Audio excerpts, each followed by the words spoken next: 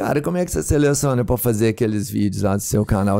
Cara, Já é um assunto que você pesquisa e fala, não, esse aqui eu gostei. Porque tem umas coisas muito legais lá, mano. normalmente eu uso 3 métricas. Eu uso o meu gosto pessoal, sabe? Porque pô, é um assunto super badalado ali e eu não sei muito bem sobre, eu não gosto muito bem sobre, eu não vou fazer o vídeo, né? Assim, porque eu não vou fazer o vídeo de mau gosto, assim. Opinião do público, né? O que a galera. Mas pede muita coisa, assim, muita coisa mesmo, assim. Não tem nem. Eu anoto, mas assim, se eu fizer. Eu vou ficar 50 anos fazendo vídeo se eu for fazer sobre Todo Mundo Pediu. E A galera tá te pedindo pra você fazer do Gaiofato, hein? já falo sobre isso. E o terceiro é se o assunto tá badalado. Porque às vezes o público pede, às vezes o público não pede, às vezes eu gosto e tá badalado. Então, se tem 2 desses, já é o suficiente, né? Agora, se eu gosto, o público pede e tá badalado. É a melhor 100%. vídeo. Bora fazer. Cara, se tiver badalado e o público te pedir e você não gostar. eu acho que eu já fiz, tá? Não vou ser hipócrita e falar. Não vou ser hipócrita. São números, né? São números, mas assim, eu te garanto que é a minoria dos meus vídeos. Mas tem. O Gaiofato, cara. O Gaiofato, o problema com ele, né? Além dele negar verdades históricas confirmadas, assim, totalmente credibilizadas, ele faz isso de react, né? Aí, se eu for responder, seria react do react, que é uma coisa que eu não gosto muito.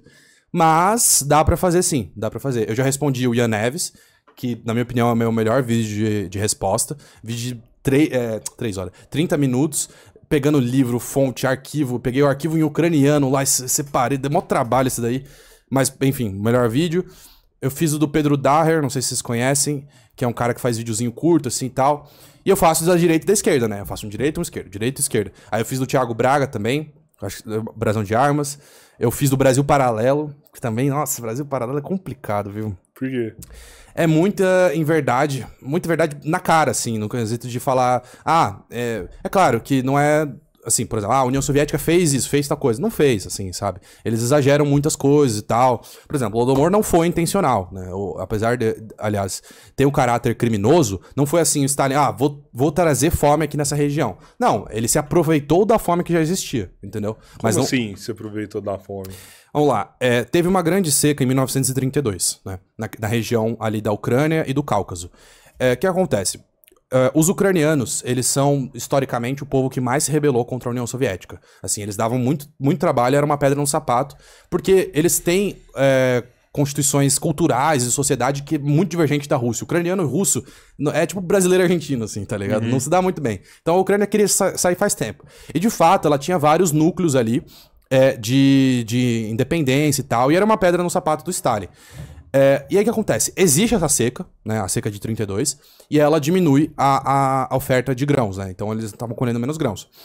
O que o Stalin e o Politburo, né, que é o Comitê da União Soviética, fez? Ele começou a pegar esses grãos e exportar, mandar pra fora. Então esse que é o mais absurdo. O cara que produziu o grão não comia. Então o cara, ele colhia o grão, aí chegava lá o caminhão do estado, do governo, botava os grãos lá na caminhonete e levava pra fora. Tchau. E aí a população passando fome lá. E o Stalin falava que tinha abundância desse trigo lá, né? Assim, tinha... Somos bilionários, tem trigo demais! Antes da seca. Aí com a seca ficou tensa a situação. E aí, em vez dele mudar a política de grãos, né, dele diminuir ali, falar, não, tá mais complicado, vamos diminuir. Ele manteve, e aí tem até alguns relatos que ele aumentou. Então, assim, ele cobrou mais grãos de quando a época era fértil. Imagina quando era seca. Então ele secou os ucranianos. Sabendo da seca que tava rolando lá. Sabia, tem documentos, tem evidências de que... Então é um pouco intencional. Eu digo que não é intencional no sentido que ele não criou a fome. Ele se aproveitou e aumentou ela. Inclusive, o próprio Ian Neves, tem um trecho do vídeo dele, que ele fala assim, a União Soviética sabia da fome? Sim. As medidas podem ter aumentado a fome? Sim. Ele mesmo admite, porque ele sabe, porque ele fez história. E quando você vai lá na faculdade de história, apesar de eu não ter ido exatamente, já assisti várias aulas, conheço vários professores e tal, eles falam, cara, não tem o que fazer. O Stalin sabia e as políticas da União Soviética agravaram a fome. Aí, mas não sei o que lá. Cara, é história. Assim, infelizmente o Ian Neves ressuscitou a desgraça que é o stalinismo. Porque você vai em qualquer universidade de história, todo professor de história odeia Stalin. Porque ele era um ditador, ele era um criminoso. Aí chegou o Ian Neves, pegou um livro dos anos 80, antigo pra cacete, peça de propaganda, inclusive, que é o Fome, Fraude e Fascismo, do Douglas Torrell, e começou a falar como se fosse a verdade absoluta. Ó, gente, olha esse livro aqui. É um livro peça de propaganda, assim. É como, sei lá... o Lula escrevesse um livro sobre a história, sobre o governo dele, assim. Porra, não tem Cara, mas credibilidade. será que ele ressuscitou o stalinismo? Ele ressuscitou, ele e a galerinha dele lá, como é que chama? Soberana, foram os ressuscitadores do stalinismo. O stalinismo tava morto e afundado, ainda bem, por Mas já vários... tinha deputado do PT que falava de Stalin. Tá, aí, tem. Não, abraçava, não né? tava totalmente afundado, mas era assim... Olha como o céu está lindo. Era alguns pontos. O que o cara pegou é criar toda uma nova onda comunista, especialmente de jovem. Nossa, o que tem de jovem de 14 anos que fica com foto de Stalin? Ridículo. E ele restaurou isso. Mas sim, você tem razão. Existia, sim, alguns pontos, só que ele pegou e consolidou isso. Ele e deu trouxe, mais força nisso deu mais aí. força e deu base teórica que não tem credibilidade. Tá? Ah, ele trouxe livro. Cara, tem livro falando que a Terra é plana. E daí? Livro... Assim, com todo respeito, o livro não necessariamente. Qual que é a credibilidade na academia? Quantos artigos tem citando esse livro? Nenhum. Nenhum artigo sério cita esse livro. Inclusive, ele tá disponível em, tipo, 5 bibliotecas no mundo todo, sabe? É um livro ridículo. Cara, você percebeu o tanto de historiador que tá sendo refutado aí, historiador antigo agora? Parece que estão descobrindo novos documentos aí. Sim. E esses novos documentos trazendo à tona verdades, né, que não eram ditas antes. Cara, a história, ela não é estática, né? Todo ano tem descobrimentos novos. O Cambridge, né, a Universidade de Cambridge, fez um estudo sobre as condições climáticas na Ucrânia, trazendo novos dados. Então, assim, quem acha que a história acabou, não. Então, e a academia vai mudando de opinião. Por exemplo, a visão de que o Holodomor foi uma fome arquitetada foi majoritária na academia até os anos 70, né, que é o Robert Conquest. Que ele faz ele escreve o livro e tal, que foi um dos livros que deu base pro livro negro do comunismo e tal, e na época era consenso. Só que depois, estudando, você vai vendo que não é bem assim e tal. Então, isso pros dois lados, tá? Tem, por exemplo, você estuda arquivos mostrando que a União Soviética, por exemplo, não arquitetou a fome, mas, por exemplo, que ela executou o massacre de Katyn, né? Que foi um massacre na Polônia, que eles dividiram a Polônia, né? Hitler e o Stalin dividiram a Polônia, e mais do que isso, depois eu falo disso. E aí a União Soviética invadiu a Polônia, aí os comunistas, não, eles invadiram tal, né, foi só isso. Crime de guerra. Eles foram na cidade de Katyn, que estava oferecendo, né, no centro da Ucrânia, no interior, estava oferecendo muita resistência ao domínio soviético. Eles falaram, pegaram os principais membros da sociedade, os políticos, os universitários ali famosos, alinharam, metendo bala na cabeça de todo mundo, caindo no... Tem até um filme que mostra isso, é muito pesada a cena. O cara atirando, o outro ouvido amigo dele morrendo, gritando desesperado, e o soviético metendo bala, caindo já direto na vala já. Então assim, crime de guerra óbvio. E esse crime é consideravelmente recente, porque os soviéticos tinham colocado a culpa nos nazistas. Porque era uma região ali meio que próxima da onde os nazistas tinham invadido, né? Que eles dividiram meio a meio. Eles falaram, não, foi os nazistas. E por muito tempo se acreditou isso. Até que fizeram registros históricos e tal, viram as condições dos corpos lá, análise balística e tudo mais. E falaram, não, foram soviéticos. E aí você vê como a história vai mudando ao longo dos anos. É muito interessante. A questão que eu ia falar é do pacto Molotov-Ribbentrop. Vocês conhecem? Não. É o pacto que o Molotov, que é o... Inclusive deu o nome O ao coquetel? coquetel, que eu já vou falar disso também. Uma coisa vai entrando na outra. E o Molotov, ele era o ministro de Relações Exteriores do Stalin. Não lembro se agora se é Relações Exteriores, mas era o ministro do Stalin, que ele se encontrou com o Ribbentrop, que também era o ministro do Hitler, e eles apertaram a mão ali bonitinho e falaram, essa parte da Europa é minha, essa aqui é sua. Ah, legal, obrigado, tudo bem. O Stalin e o Hitler fizeram um acordo antes da guerra e foi por interesse. Assim, porque o Stalin tava ganhando tempo. Ganhando tempo, o cara queria de volta os territórios. E aí, inclusive, eles dividiram a Polônia no meio e a Finlândia ficou pra União Soviética. E a União Soviética tentou invadir a Finlândia. E, inclusive, foi nessa época que...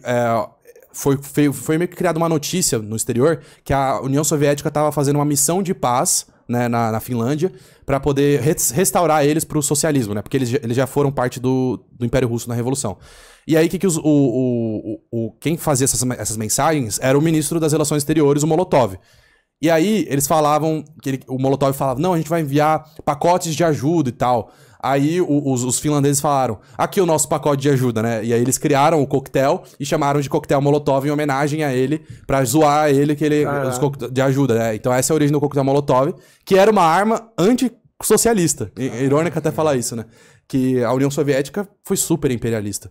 E aí tá aí a origem do Molotov, né? Que eles pegavam a garrafa, o pano. Já tinha, digamos assim, na Guerra Civil Espanhola, que foi alguns anos antes, já tinha alguns relatos de pessoas que já fizeram isso. Mas foram os finlandeses que deram o nome, Molotov, em homenagem ao ministro Molotov do Stalin. Você viu aquele filme A Sombra de Stalin? Não vi. Do Netflix? Não vi. Normalmente, esses filmes assim, eu sou bem rigoroso pra assistir. É mesmo, cara? Porque, assim... É muito enviesado, você acha? Muito enviesado, a maioria, assim. E tanto pra direita quanto pra esquerda, tá? Esses filmes, assim, normalmente eles querem romantizar demais a história. E aí eles colocam um monte de coisa ali. Então, normalmente eu fico um pouco afastado. Aquele jovem Marx também, ele romantiza, só que pro outro lado, né? Falando como se o Marx fosse, uau, super foda. E aí, tipo assim, um filme desse você prefere, não, eu tenho pouco tempo, eu não vou gastar meu tempo pra ver isso aqui. Quando pedem muito pra eu fazer, porque eu já fiz um sobre o do Marighella. Foi de 2019. E do Marighella eu fiz e tal, analisei o filme. Eu tenho alguns quadros, só que esses não me pediram tanto. Entendi. Parece que hoje mesmo num comentário num vídeo nosso, colocaram que esse filme foi censurado no Brasil. Tentaram censurar ele no Brasil. Tentaram. Tem pedido pra censura pra tudo, só que não quer dizer que vai passar. Tem pedido pra censurar o Porta dos Fundos, né, que falou da Bíblia e tal. Então, pedido tem a rodo lá. No Senado os caras pedem qualquer coisa. A questão é se vai passar ou não, né? O que foi o vídeo mais pedido que você fez aí, você lembra? Mais pedido, tem o do Tchê. O do Tchê foi pedido mesmo. Sim, porque eu já comecei... Eu quadro Quem Foi, né? Que eu resumo a vida da pessoa. Mas um muito pedido foi da Coreia do Norte, né? E aí eu fiz um vídeo como realmente é a Coreia do Norte. Porque a Coreia do Norte, veja bem, ditadura, autoritária, mas tem muito exagero sobre ela. O principal é corte de cabelo. Vocês acham que na Coreia do Norte pode quantos tipos de cabelo? Corte de cabelo, aliás. Pô, todos, não?